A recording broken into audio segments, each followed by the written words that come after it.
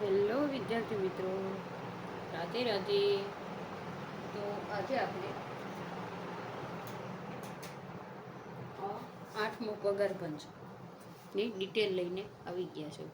કે તમને ખબર જ છે કે તમે ઘણા ન્યૂઝ સાંભળ્યા હશે કે આઠમો પગાર પંચ ક્યારથી લાગુ પડશે. બરાબર, તો તમને ગુડ ન્યૂઝ આપી દઉં કે આઠમો પગાર પંચ છે ને ક્યારથી લાગુ થયું છે. તો કે 1 જાન્યુઆરી, તો આપણે અહીં લખીએ તો કે 1 જાન્યુઆરી 2026થી લાગુ થઈ ગયું છે. એટલે કે એના પગારમાં વધારો થઈ ગયો છે. બરાબર, કેટલાથી? 1 જાન્યુઆરી 2026થી.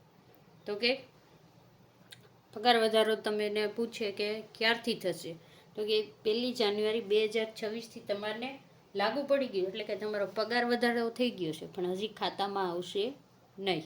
બરાબર, હવે તમને એમ થાય કે કેટલો પગાર વધશે. બરાબર, તો કે ગુજરાતમાં ને આખા ભારતમાં ગણીએ ને તો 60 લાખથી વધારે સરકારી કર્મચારી છે, અને પેન્શનવાળા તો અલગ. બરાબર, તો કે 7મો પગાર પંચ વધારો હતો ને, એનું ફિટમેન્ટ ફેક્ટર કેટલું હતું? જો પહેલાં તો કેટલો પગાર વધશે એ જોવું ને, તો પહેલાં તો એનું ફિટમેન્ટ ફેક્ટર જોવું પડે. કઈ રીતે નક્કી થાય છે, કોણ નક્કી કરે છે, એ બધી આપણે ડિટેલ લેવી પડે. બરાબર, તો કે 7મો પગાર પંચ, તો કે 7મો પગાર પંચ જોઈએ ને આપણે પહેલાં તો કે આપણે અહીંયા સાઈડમાં ક્યાંક લખીએ જ્યાં દેખાતું હોય, તો કે 7મો પગાર પંચ અહીંયા દેખાશે. બરાબર, તો પાસી માર્કરનો પ્રોબ્લેમ આવી ગયો નહીં. ચાલો, કે 7મો પગાર પંચ છે ને એ તમે પાછળ જોયું હશે 2016માં લાગુ પડી ગયું હતું. બરાબર, ત્યારે છે ને ફિટમેન્ટ ફેક્ટર કેટલો હતો? 7મો પગાર પંચ, 7મો પગાર પંચ, ત્યારે ફિટમેન્ટ ફેક્ટર છે ને 2.57 હતો. કેટલો હતો? 2.57. જો અહીં આપણે જગ્યા નથી એટલે લખીએ. બરાબર, ફિટમેન્ટ કે જી કહેતા હોય. બરાબર, ફિટમેન્ટ ફેક્ટર કેટલો હતો? તો કે 2.57 હતું. કેટલું હતું? 2.57. હવે તમને એમ થશે કે આ ફિટમેન્ટ ફેક્ટર છે એ કોણ નક્કી કરે? પ્રશ્ન થાય ને, તમે જો કોમ્પિટિટિવ એક્ઝામની તૈયારી કરતા હોય તોય તમને ઘણીવાર પ્રશ્ન પણ પૂછે કે કોણ નક્કી કરે છે? તો કે પગાર પંચ નક્કી કરે. હવે તમને એમ થશે કે નક્કી કઈ રીતે કરવામાં આવે છે? તો છે ને, એક મહિનામાં એક શિક્ષક તરીકે તમે નોકરી કરતા હોય તો તમારા કુટુંબના 4 સભ્યો, એટલે કે જે નોકરી કરે છે એના પતિ અથવા પત્ની 2 અને એના 2 બાળકો. બરાબર, એટલે ટોટલ કેટલા જણાનો? 4 જણા. 4 જણાની ગણતરી લેખે એક મહિનામાં કેટલી એની જરૂરિયાતો છે. જો કુટુંબમાં 4 સભ્યોની ગણતરી હાલે, પછી એમ કે મારા મમ્મી પપ્પા મારે ભેગા રહીશે ને ઓલા રહીશ, તો એ રીતે હાલે નહીં. બરાબર, તો કે જીવન જરૂરિયાત છે, ચીજ વસ્તુઓ, એટલે કે તમારું ખાણીપીણી છે, મોંઘવારી છે, પછી વાહન ભાડું છે, બધું. બરાબર, એમાં બધાનો સર્વે એનાલિસિસ કરવામાં આવે છે એક મહિના માટે. કેટલા? એક મહિનામાં 4 વ્યક્તિને જીવન જરૂરિયાત વસ્તુ માટે ટોટલ કેટલો ખર્ચો થાય છે એનો એનાલિસિસ કરવામાં આવશે. એને એનાલિસિસ થાય ને એના આધારે ડેટા તૈયાર કરવામાં આવે. શું આવે? ડેટા તૈયાર કરવામાં આવે છે. અને એ ડેટાના આધારે શું નક્કી થાય છે? તો કે ફિટમેન્ટ ફેક્ટર નક્કી થાય. શું થાય છે?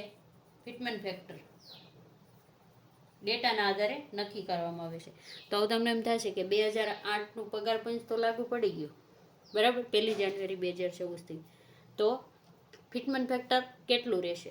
તો કે અત્યારે એની આપણી પાસે કોઈ અપડેટ નથી, કારણ એ બધું આ તમને જે પ્રોસેસ કીધી થાય પછી એ લોકો કહેશે કે આટલું ફિટમેન્ટ ફેક્ટર રહેશે, એટલે તમારે છે ને 2ની આજુબાજુ ગણતરીએ ચાલવાનું.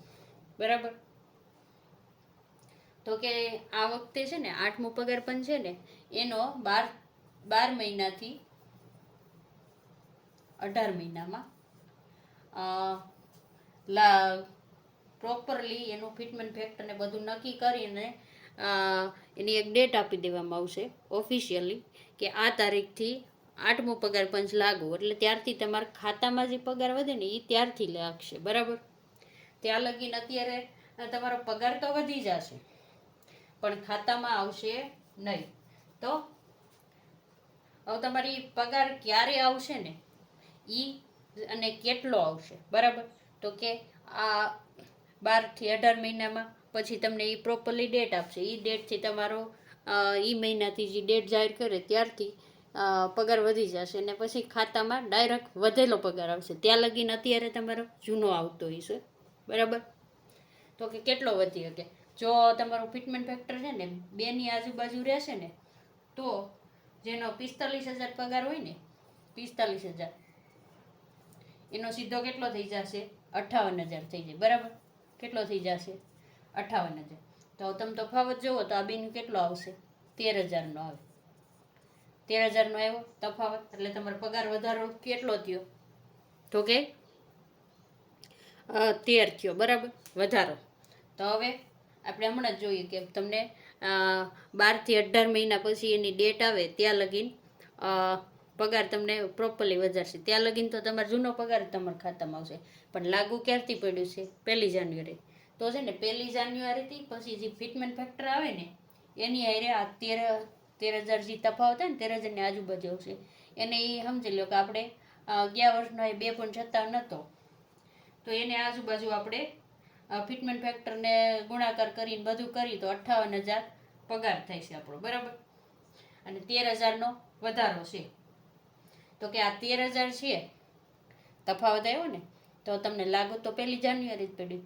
તો આ મહિનાની ગમે એની અંદર કે જેટલા મહિનામાં આવે એટલાને ગુણાકાર કરી દેવાનો. હવે આપણે ધારીએ કે આપણે અહીંયા 18 મહિના લખ્યા તો અહીંયા 18 કરી દઈએ, બરાબર. તો કે 18 મહિનાનો ગુણાકાર કરીએ તો 2,34,000ની આજુબાજુ પૈસા થાય. તો એ તમારા બાકી રહેલા પૈસા કહેવાય. ક્યાં કહેવાય 1 જાન્યુઆરી લાગુ પડી ગયું તો એ ક્યાં કહેવાય બાકી રહેલા. બાકી રહેલા અને આ બાકી રહેલા પૈસા છે ને એને શું કહેવાય ખબર? આ પૈસા બાકી રહ્યા ને જે તમારા ખાતામાં આવ્યા ન હોય, પગાર પંચ તો લાગુ પડી ગયું છે તો એનું કહેવાય, એને એરિયર કહેવાય. શું કહેવાય? એરિયર કહેવાય. જો શબ્દો યાદ રાખજો. અને આ એરિયર છે ને જ્યારે તમને પ્રોપરલી ડેટ આપી દઈ ને પછી એરિયર ક્યારે જમા થશે તો પ્રોપરલી ડેટ પછી જ્યારે 8મો પગાર પંચ લાગુ થશે ને ત્યારે એરિયર એક સાથે ખાતામાં આવે. ક્યારે આવે? એક સાથે ખાતામાં જમા થશે પૈસા તમારા જે બાકી રહ્યા એટલા પૈસા તમને એક સાથે મળશે જેથી લાગુ પડશે તેથી. હવે 1 જાન્યુઆરીથી લાગુ પડી ગયું છે એટલે બધાને અત્યારે પ્લસ થતા જાય જે તફાવત આવશે એ, બરાબર.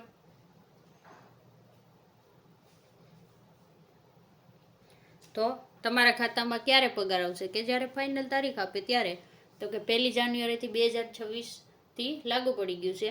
અને હવે તમને એમ થાય કે ફિક્સ પે વાળાનો પગાર વધશે કે નહીં? ઘણાને પ્રશ્ન થશે ફિક્સ પે. જો આની આપણી પાસે અત્યારે કાંઈ અપડેટ નથી પણ જો ફિક્સ પેમાં એવું થઈ શકે કે મિનિમમનું કરે ને મિનિમમ પગાર ધોરણ તો જો આ અંદાજ છે આપણે પ્રોપરલી કંઈ કહેતા નથી, અંદાજ પ્રમાણે ગણતરી છે. જો ફિક્સ પેમાં જો મિનિમમ ગણે ને તો અહીંથી 32,000થી 34,000 જો આ પણ અંદાજ છે. 34,000 થવાની શક્યતા છે. કે જીવન જ્યારે અત્યારે આપણો કહો કે તમે શરૂઆતમાં લાગો તો તમને 26,000 જેટલો પગાર આપે છે અંદાજિત. એમાં ક્યાંય બીજા પથ્થા આવે નહીં, 5 વર્ષ લગીને ફિક્સ હોય, બરાબર. તો એ વધીને 12,000થી 34,000 થવાની શક્યતા છે.